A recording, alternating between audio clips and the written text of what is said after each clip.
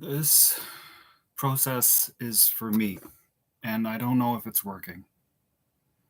I listened to my yesterday's thing, and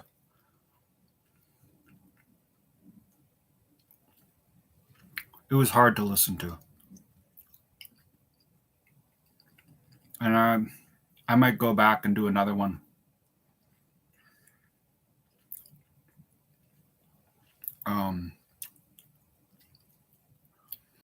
I have a very hard time separating, for me, for the audience. And it's like I can't, I don't seem to be able to do this just as journal for myself that others will view later.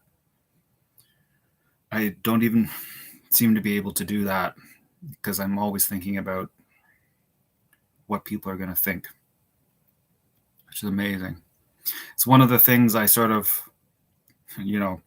critique Daniel for, is that he's so worried about what people think.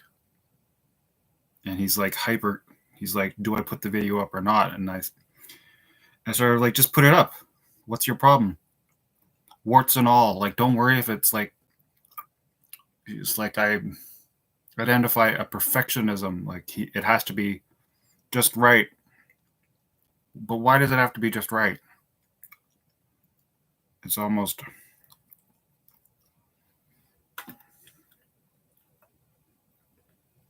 it's like a tell that you're not fully strong within yourself if you care so much about what other people are gonna judge. So I watched the loneliness one, and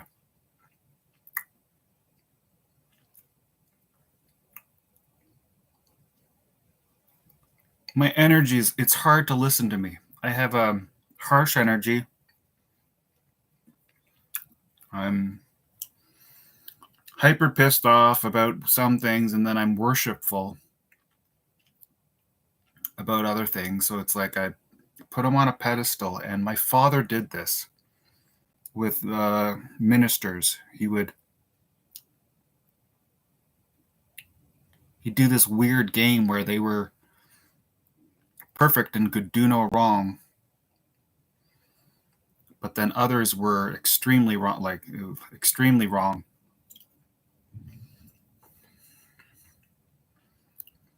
And the people he put on pedestals, it inevitably screwed him over, and then he'd feel betrayed.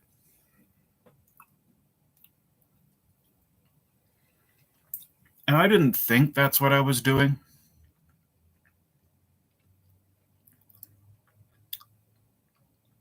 I'm not explaining it very well. Anyway, I just want to put that out there. Right. So in that prior video of loneliness, I was talking about, I was making a claim that being dependent on others type thing. And then how can it be real if you require I was talking about validation.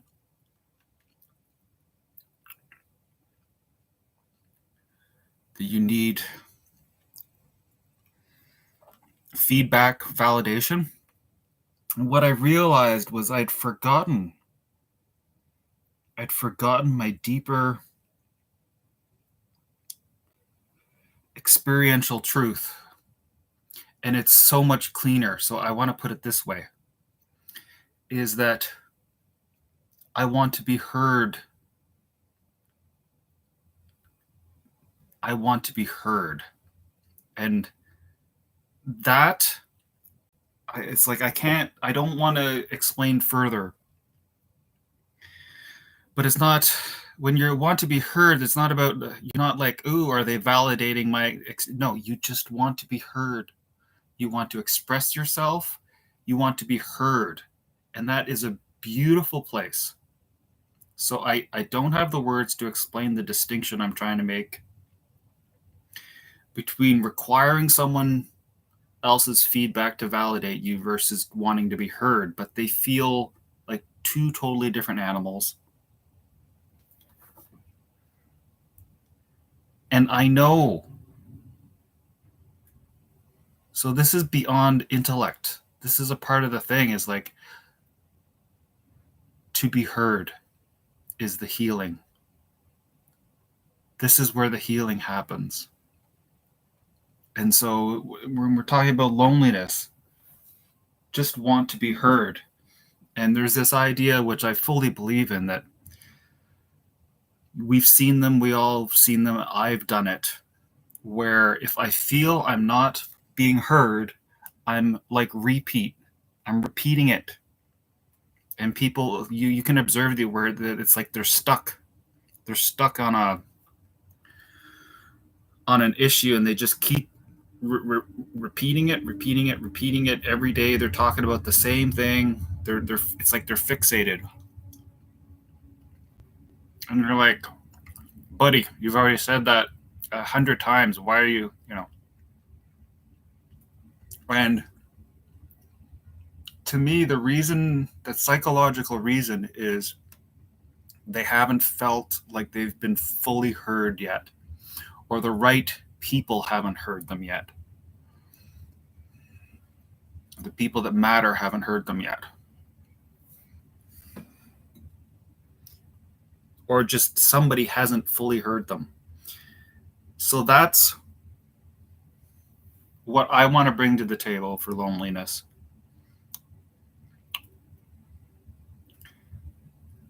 Is you want to share your thoughts, your feelings, and be heard fully. And I don't want to touch it anymore because it's such a beautiful. It's got a freshwater feel to it.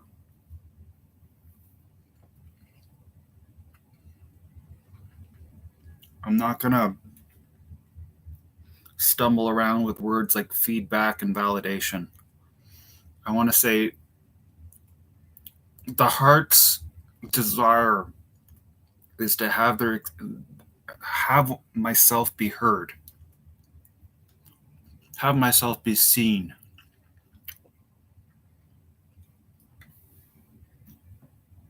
That's the truth. And when I go with that, to be heard, it's just such an interesting progression. Under being heard is the freedom to be. Just be, right? And so I'm listening to yesterday's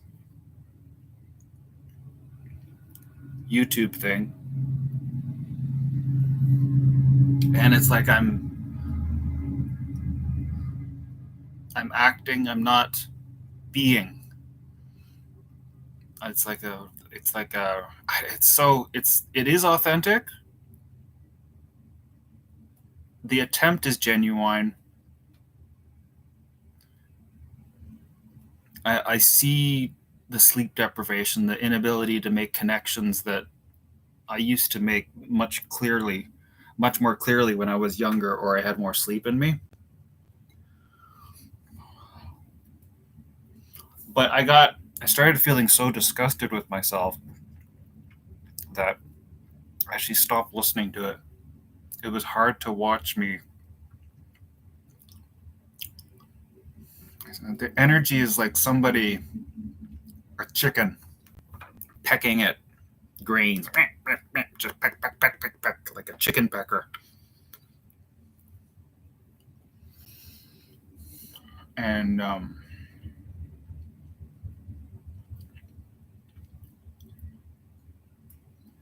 it's like crumpled up so much that, like, it used to be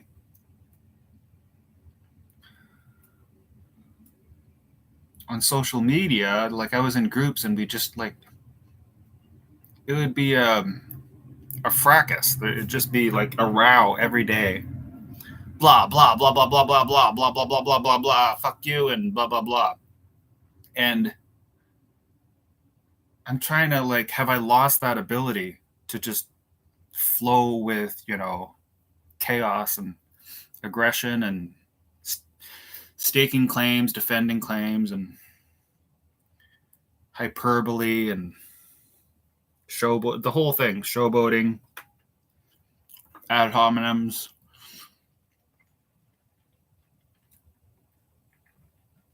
And the trick was to not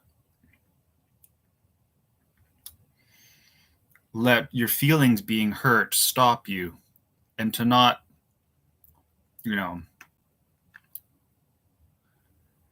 label somebody who's hurting your feelings as evil, because it's not. It's just another human being calling bullshit what they perceive as bullshit, or just making fun of you, right? So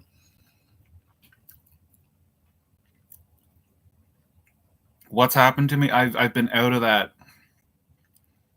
I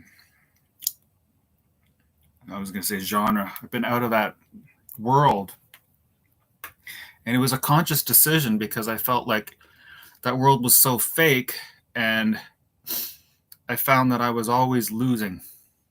I would come away thinking, like, no matter what my point was, no matter how well I articulated, I always lost the argument. People would corner me with their, whatever they're saying, and then I'd feel like a loser, a fraud, somebody that didn't fully was making statements and couldn't back them up, and it affected my identity of being a righteous person when they would point out flaws in what I was saying or what they thought were flaws. And I've seen Daniel Mackler being like, oh, they, with his comment section where his feelings get hurt if somebody's nasty towards him in the comment section. And I'm like, this is like elementary shit. Like, the idea being that you have to give and take. You got to dish out shit, and you have to take shit. And you have to be okay with both and not demonize yourself or others for doing both those actions. So if you're putting shit out there, or somebody's shitting on you, to not label this as, because it hurts your feelings, you're not allowed to do that. And you can see societally what happens when people think, if you hurt my feelings, you're not allowed to do that, right? That's how everything gets destroyed, is making it illegal to hurt your feelings. And so this is a blind spot of so many,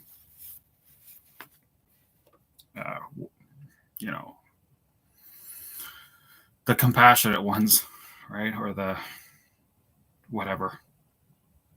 They don't see the intrinsic truth in it, the value in it, and that this is the fundamental aspect of being a human being, is aggression, especially for men.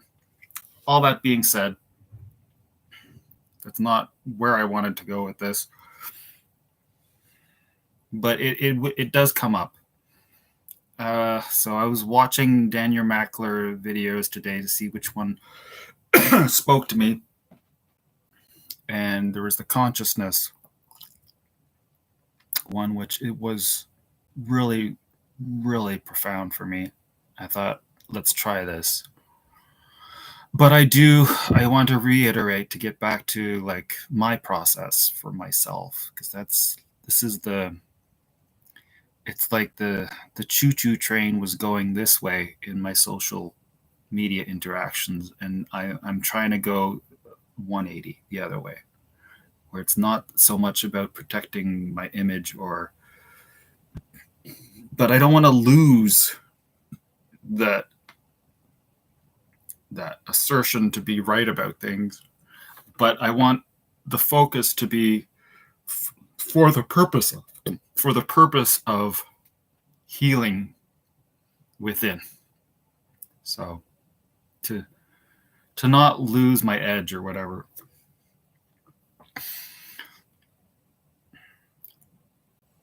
But to have more humility,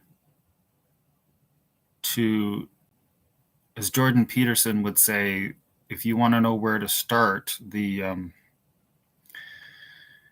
what is that? It's the Knights of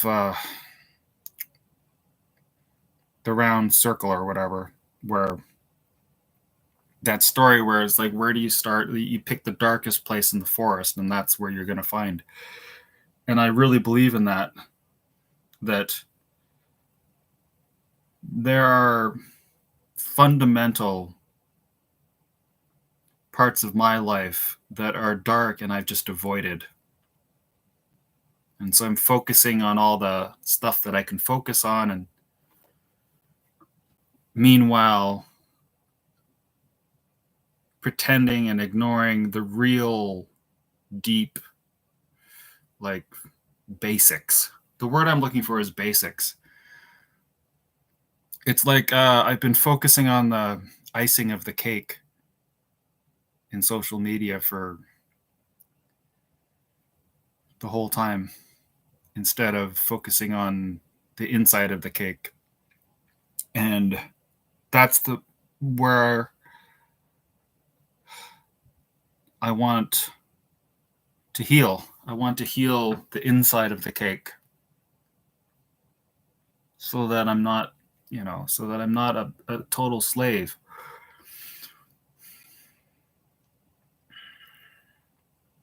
But I've never been able to do that. It's been too traumatic.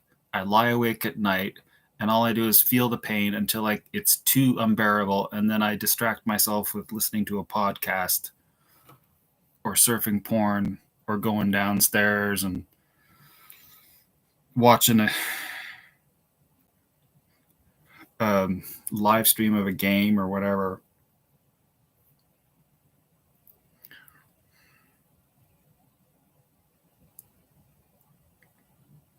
So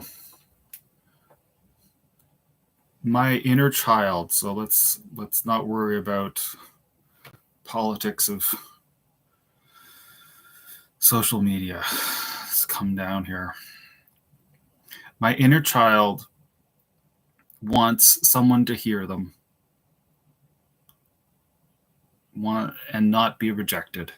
I want the freedom to be.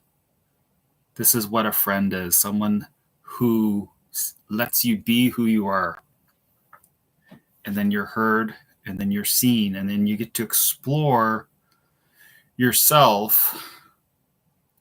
And I want to use even in the safety of another person. So there's this concept of like holding space, a container, right? Yeah, all these cool concepts that I just recently started hearing. Neat words like a container, and then leaning. I really like if somebody has the container and then you lean into your intuition, what you feel, what you vibe, you lean into it. This is my jam. This is how I want to do this, to work my way out of a 50-year-old slide into obliviousness before it's too late.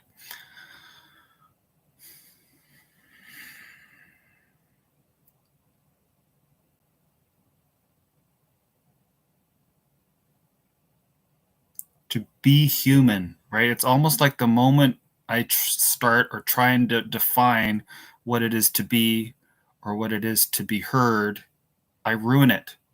So it's like a breath. When I say that, it's a breath, and it's fresh water to be heard and to be.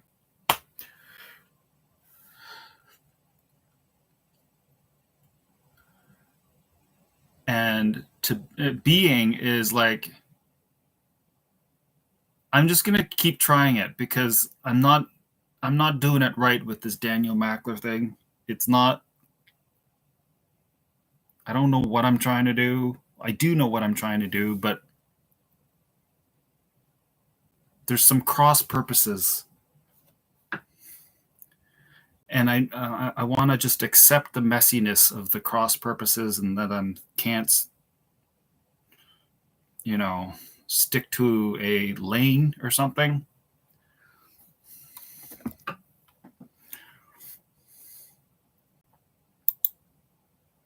I also notice there's a clickety click, but I can't help the clickety click because I don't know how to do this shit.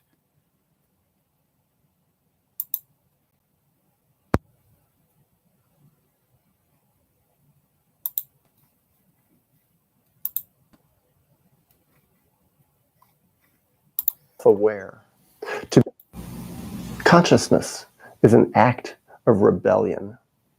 To become self-aware, to begin to have a conscious internal relationship with our own internal self, is to begin to break out of all the systems that are not conscious. We live in such an unconscious world. I'm already overwhelmed because it's like, so a part of me felt like I shouldn't do this because this is such a big piece and I don't have the faculty. I'm not feeling capable, but it's like I'm bulldozing. I'm forcing, even if I'm not ready, which is probably not a good idea. Whatever. I'm going to force it. But what that means is I'm going to miss probably the most helpful things to myself. I'm just going to be covering it. I'm not going to be feeling it or processing it. And I'm running out of time because I have to get this done at a certain time. And I've got like, I don't know, maybe 45 minutes that I have to, and I don't want to rush it, blah, blah, fucking blah.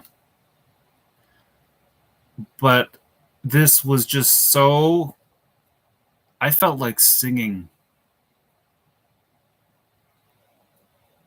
Because I've never felt this like overthrowing. The word overthrowing, I've never felt overthrowing the powers. I've never felt that there was any part of my life where that was applicable. And it's sort of like I'd heard it. I thought that's an odd overthrowing principalities, like whatever in the Bible, like But this was the first time where I felt, oh, this is the depth of the act. Is you're overthrowing. It's like you're overthrowing a government, and I always felt that was wrong and like a recipe for disaster and like creating more harm than good. And so I couldn't fully embody it or take it on or feel it. But the way he brought it up here, for the first time, I felt like I could own this phraseology. And I'm like, oh, and I felt a power in it. I felt powerful. And it felt like it was legitimate. Like it was like oh, this is like a real thing. It was so interesting, and it's sort of like I got excited. So many of us come from families that are profoundly unconscious, with parents, grandparents, ancestors who are profoundly unself-aware, or perhaps you could say self-unaware. They really don't know themselves very well. They live with so much denial and so much projection. And they are the fundamentals, the foundation of so many of the systems of our world, the systems of power, of unconsciousness. And they're the ones who taught us how to be, how to function in the world, how to. So the systems of unconsciousness are the ones that taught us how to be. And I mean, my whole thing is to not worry about who's watching this. So if I want to take 5 minutes and just sit here blankly staring as I try and process, then I can fucking do that for myself. Fuck you all.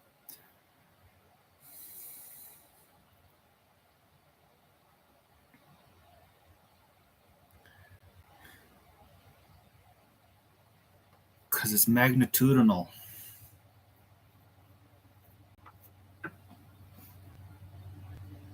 So he's making it, the systems are unconscious. It's sort of a blank statement. I don't know if fully unconscious, but there's an unconsciousness quality.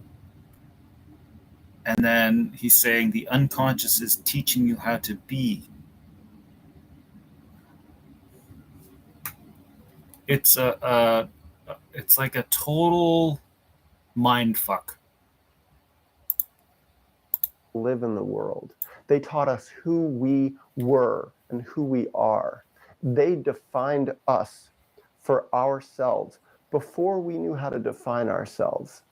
And when we begin to look within and to listen within and to feel within and to develop an internal relationship with our own internal selves, with our true self, or maybe you want to call it our soul, we begin to break away from all of these systems.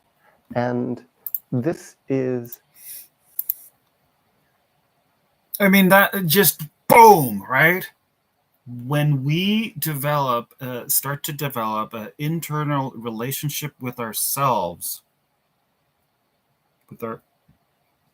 we begin to break away from these systems.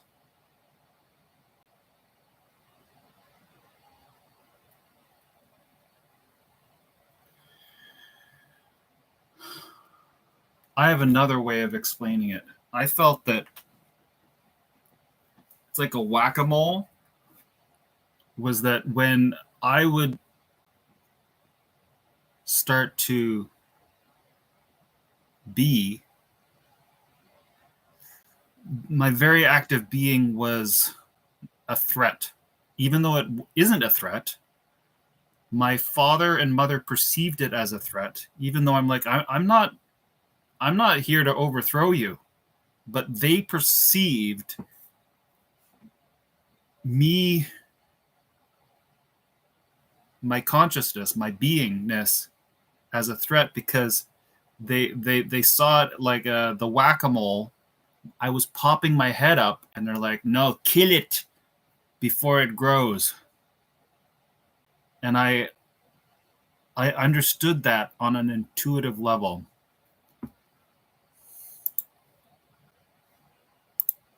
They didn't want me to have an independent life energy.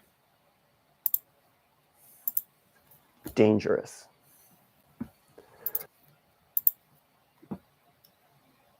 But I was going to say, ironically, contradictorily, they wanted to harvest my life energy like a vampire. So they didn't want me to have it. But at the same time, they used it as their battery recharging source. They used me to, in their minds, it's hard to comprehend because I perceived it as just killing me and destroying me. It took me a long time to see from their perspective. They thought they could eat my spirit to feed themselves. So that's eat my spirit to feed themselves. but also to stop me from poking my head up because that's a threat to their dominion. Primarily, it's dangerous to them because we begin to overthrow the things that they're putting on us. We begin to overthrow the projections that they've put on us, the definitions. And this, when it struck me to overthrow. And it's like, yes, it's that monumental.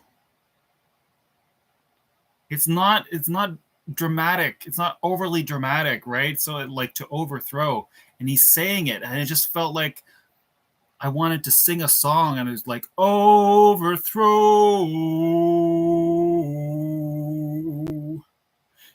I'm going to overthrow.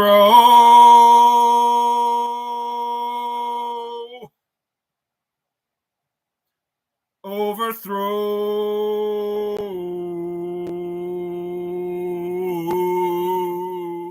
I'm going to overthrow.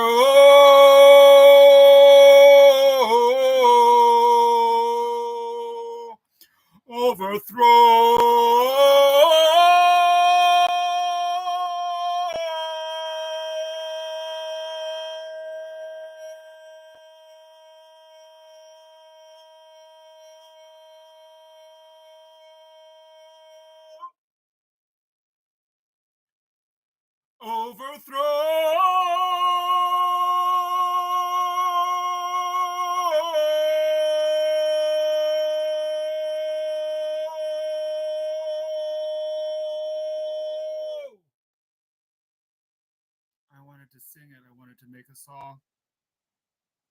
It rose up. Overthrow, overthrow. Overthrow, overthrow.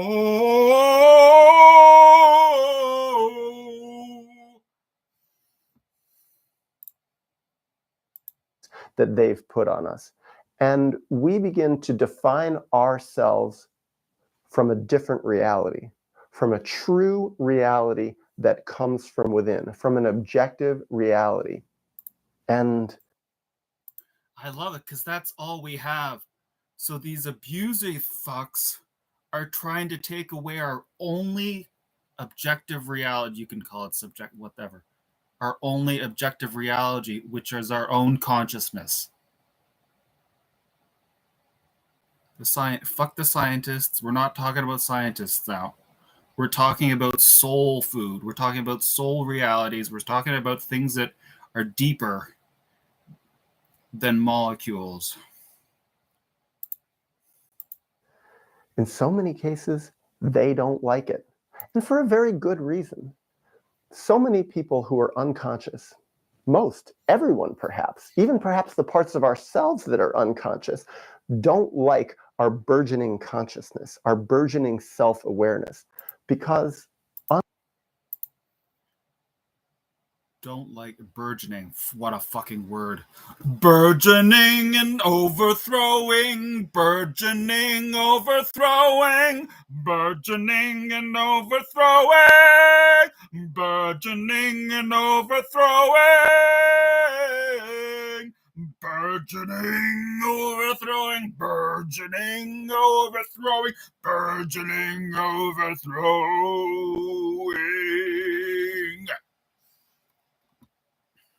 Burgeoning, overthrowing. Unconsciousness somehow, unconsciously, recognizes that consciousness is its basic enemy.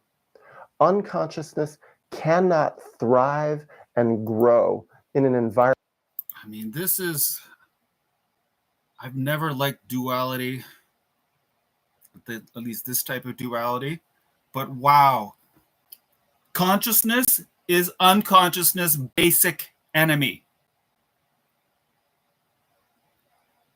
It's like, don't touch the red button. But what if the red button is where all the power is, where all the consciousness is, where all the reality is? the red button, the floodgates will open. There'll be an internal combustion, and it'll kill me to let go of unconsciousness. Environment where there are truth tellers. It cannot survive. It cannot. So a truth teller, to get back to maybe the beginning, a truth teller, we are in communion, need to be heard. And so I was speaking truth, but nobody was hearing. And then it whimpers, it fades away like a wraith, into a wraith. So truth tellers, we are resilient, but some of us get beaten down for long enough. And I want to remember the truth teller, David.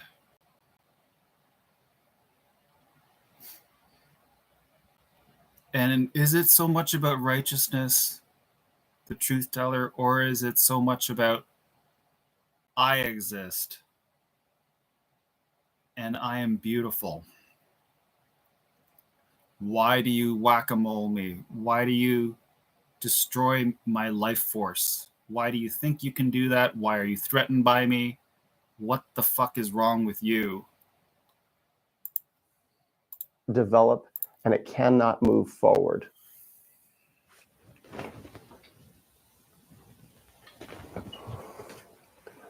It's funny. I just stopped for a minute because I had an internal thought that, oh my God, what if I'm not recording this? And the thing is, deep down, I knew that I was actually recording it. So why did I stop and look at it? Because some part of me, I think, is rebelling against saying what I'm saying. This is a part of me. So I was not ready for this. I didn't see this, but now it's like this actually touches on a potentially an explanation for the deepest break in myself, in my life, in my history. Because I didn't understand where the extreme self-doubt totally. He seems to be making a claim that the self-doubt, even though you quote unquote know, is that you don't want to face the revolutionary quality of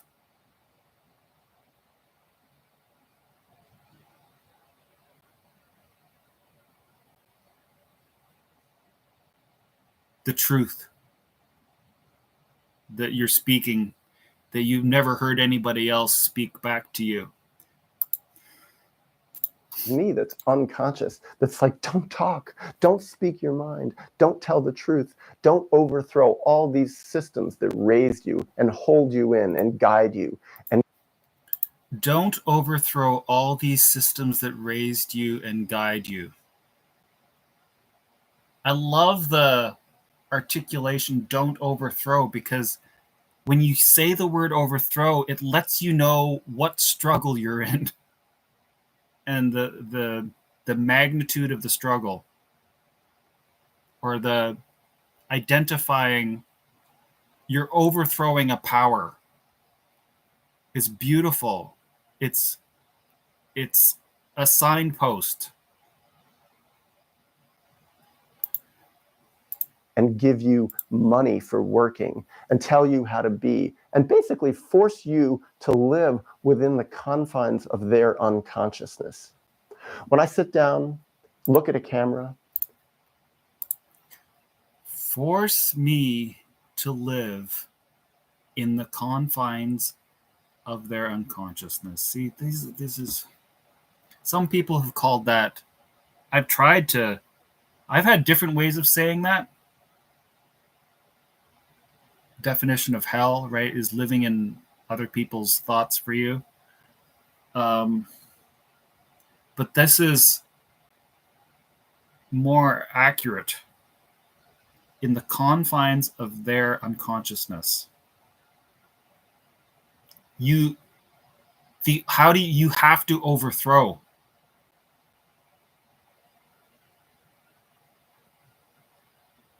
And when I want to get religious with this, I really do.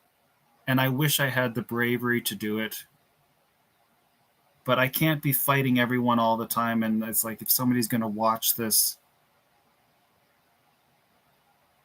to me, there's a religious analogy here that most people in North America will kill me for saying out loud. But if you're wise enough, you'll know what I'm thinking. But there's like the religious of overthrowing a power, an unconscious power. If you know what I'm talking about, you know what I'm talking about. How about that? Speak to an audience. What I'm really saying is that my internal self, my thoughts, my awareness, the consciousness that I have, that I'm developing, that I'm feeding and nurturing, is important, is valuable. And for me, for the little child that I was growing up in my... It's like my impressions, my feelings, my thoughts, what I'm seeing in the world, what I'm feeling, my judgments are important. And a part of the humility, I had the humility of child that you need, like the parents, you defer to them because they've been on the planet longer, so they should know better. And so it's like, you're saying you're more wise, that you have vision that I don't know yet because I'm immature. But at the same, I'm seeing these things.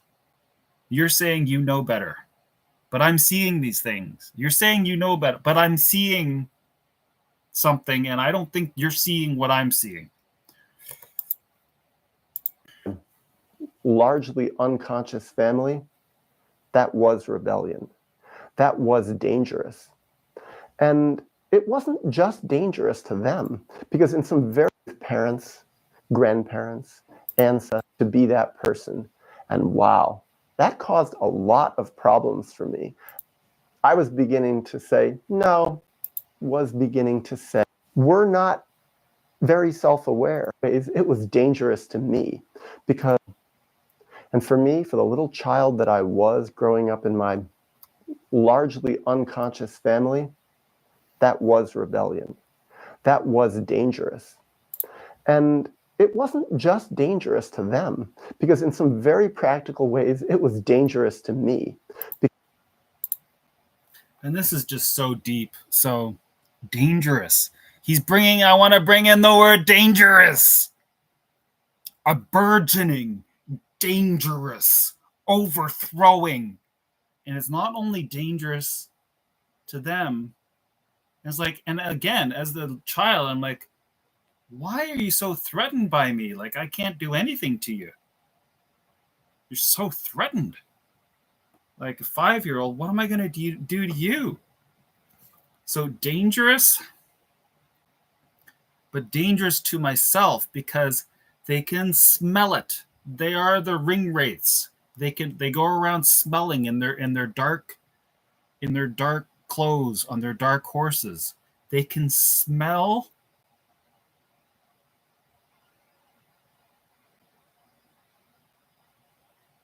the sprig, the green sprig that's trying to grow. They can smell it, so it's dangerous to me.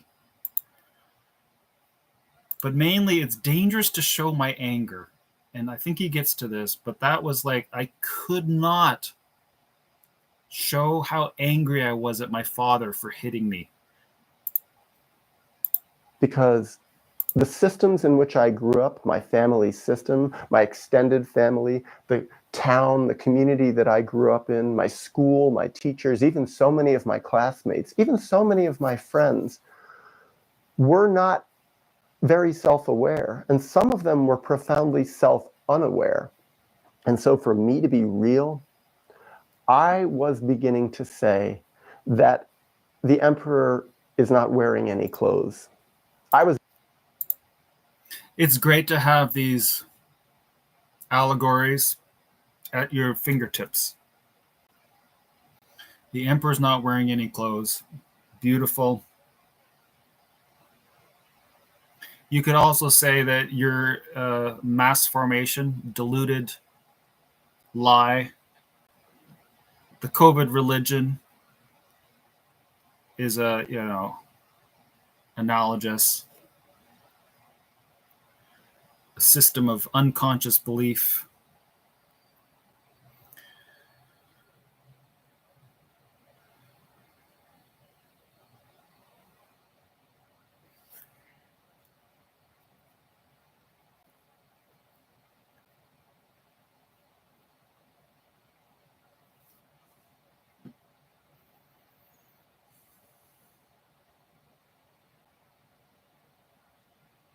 But I almost felt like I needed to dwell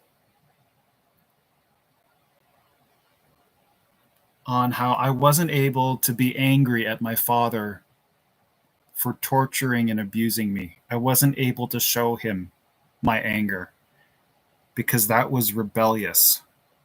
How dare I question his authority? I was beginning to say, no, you're not telling the truth. No, you're not honest. And just in my relation, many of us come from families that are profound. That was dangerous. And it wasn't just dangerous to them, because in some very practical ways, it was dangerous to me, because the systems in which I grew up, my family system, my extended family, the town, the community that I grew up in, my school, my teachers, even so many of my classmates, even so many of my friends were not very self-aware. And some of them were profoundly self-unaware. And so for me to be real, I was beginning to say that the emperor is not wearing any clothes. I was beginning to say, no, you're not telling the truth. No, you're not honest. And just in my relationship with myself. No, you're not telling the truth. No, you're not honest. This gets me disowned, kicked out of where I'm living. If I say this, you're not telling the truth. What you're saying, what you're doing is wrong. It gets me kicked out of where I'm living. Just in the way that I conceive who I am, I defy you. I defy the definitions that you've put on me. It's interesting, defying. And I remember this sort of conundrum because me being who I was, there was no defiance. This is I wasn't defying anyone. I was being me. And it's like they forced it into defiance because they viewed it as defiance. But I wasn't defying anyone. I was just being true. I was being beautiful. I was being, that's wrong. That doesn't make sense. I don't believe this. I wasn't defying anyone. I was being true. They colored it. They labeled it into being defiant. It was the abusers that made it into defiance when it didn't have to be. It wasn't originally. It's their smallness. They're so small. The only way they could see my autonomy was through the lens of defying their authority. And I refused to be that person. And wow, that caused a lot of problems for me. And very, very early on, I learned, this thing called consciousness, this thing called conscious self-awareness, this is something that I have to protect. So he's identifying the thing that is consciousness. And I think he goes on to say that the child maybe wouldn't use those words.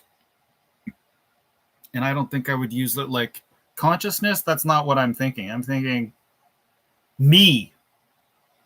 Let's be informal, like me, being me. So like you use a fancy word like consciousness, but that source is to just being me. Protect. This is something that I can't necessarily go around and share with the world. And I remember the moment that I can't go around and share this with the world. It's like there's a parable where it says, don't, put your light under a basket. You're supposed to let your light shine.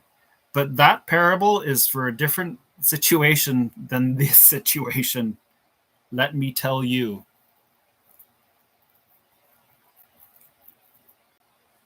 I am in a living situation where I have to hide this light and not let the people I'm living with see it. Because, in their words, I will blossom and then I will leave them. That it sparked in my mind. I was very young. I think I was 9 years old. And I remember it. I think I've shared about this before because it was such a powerful moment for me. I was in the bathroom, one random moment, probably brushing my teeth or something. The door was closed. And I looked in the mirror. I was never particularly interested or cared much about how I looked. But I just looked in the mirror and I caught my own glance in my eyes. And I looked in my eyes and suddenly some powerful thing happened. And that thing was that I realized I was here. I was alive. I was thinking. And inside this self, inside the physical body, behind those eyes, there was a person. And he was thinking. And he was watching me. And he was knowing everything that was going on. It was. So I actually think it's like I'm biting off more than I can chew. And so I'm just flowing. I'm going to stop there at 6 minutes, 34 seconds, because now he's getting into something else that is just so incredible. And I want to be fresh for it. I'm not fresh because I've just sort of been expressing so much. So I guess we'll pick it up. It's 6:34. But to leave this,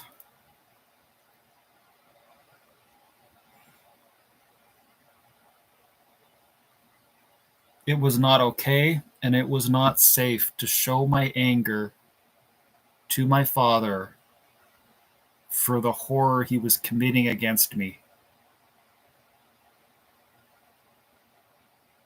Because then he would kill me. There would be a higher likelihood that the next hitting would kill me. So I played the odds and was like, I have a higher chance of surviving my father if I don't ever show him the anger towards him for the evil he's committing against me.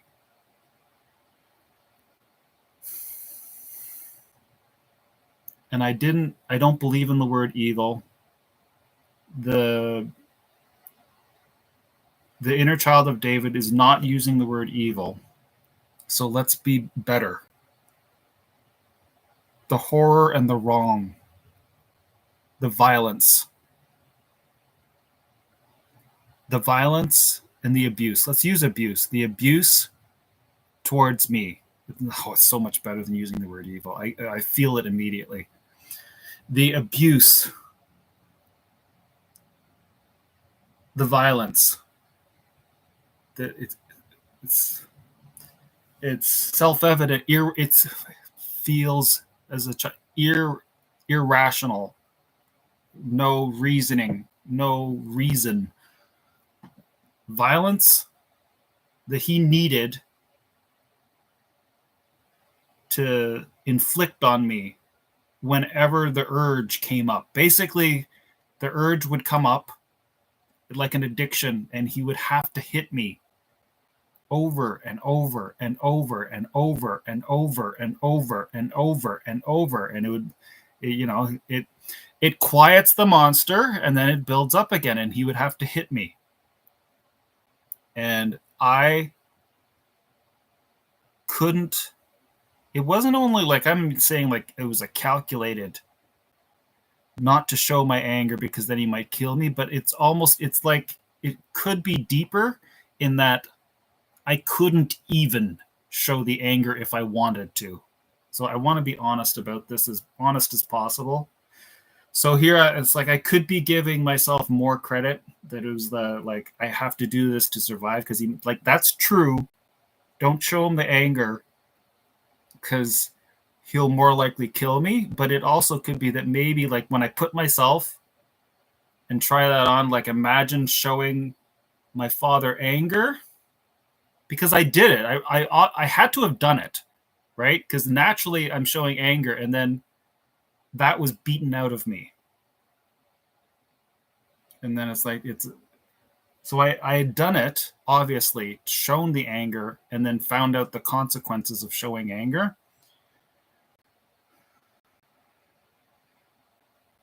So then it was like instilled where like, did I become incapable even of showing anger towards my father? Open question. I don't even know. Like, I don't even know if this is important, but just vibing it out here, whether or not it was capable or calculated. Here, let's just be true. It was torturous, felt threatened, couldn't, learned to not. I don't have those memories really of initially showing anger, but I obviously had to have, because that's what a human being does. When they're attacked, they will show anger. So I obviously did that. I don't really have much in terms of that. But I